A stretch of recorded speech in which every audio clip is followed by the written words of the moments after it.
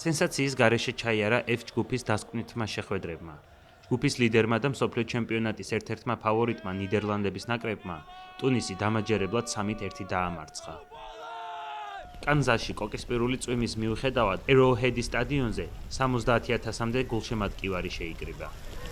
აქ Arrowhead სტადიონზე Kansas City Chiefs-ის თამაშზე ვიყავი. აქ ამერიკული ფეხბურთის მატჩი მინახავს, მაგრამ იმავე სტადიონზე ჩემი ქვეყნის ნაკრების ხილვა თან იმ სპორტში, რომელსაც ბავშვობიდან ვუყურებდი, საოცარი გამოცდილებაა. ეს მართლაც შესანიშნავი იყო, საოცარი გულშემატკივრები იყვნენ, როგორც ჰოლანდიელი, ამერიკელი, ისე ტუნისელი კომაგები. აქ ყოფნა ნამდვილად საჩუქარი იყო. ეს ძალიან განსაკუთრებული მომენტია, ძალიან ვისიამოვნე. მიხარია, რომ ჩემს ამერიკელ მეუღლეს გავაცანია ჩვენი კულტურა. ნიდერლანდელი გულშემატკივრები, ნარინჯის მარში. ყველაფერი შესანიშნავი იყო. როგორც ჩანს, მაროკოს შევხვდებით. ძალიან კარგი მატჩი იქნება, ძლიერი გუნდია.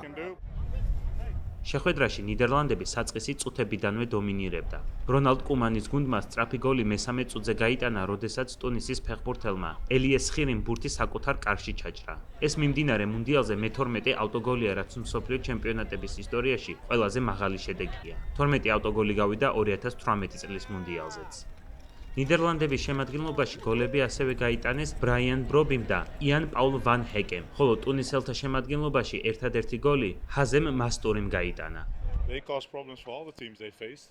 მათ პრობლემები შეუქმნეს ყველა გუნდს, ვისაც ბოლო წლებში შეხვდნენ. ჩემი აზრით, შესანიშნავი გუნდია. ეს რთული მატჩი იქნება. პირველ რიგში თამაშების მოგების მთავარი საფუძველი გოლის არ გაშვება. ჩვენ კი აქამდე ყველა მატჩი გავუშვით გოლი და ეს უნდა გამოვასწოროთ. ჩემთვის მთავარი სწორედ ესაა, რადგან გოლების გატანა რა თქმა უნდა გვეხმარება.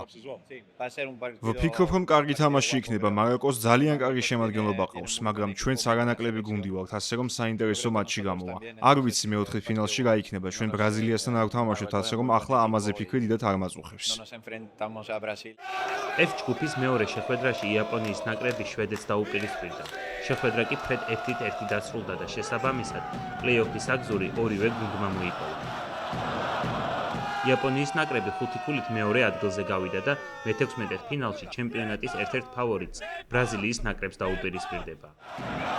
შვედეთის ნაკრები კი 4 ქულით მესამე ადგილზე გავიდა და 8 საუკეთესო მესამე ადგილოსან შორისაა.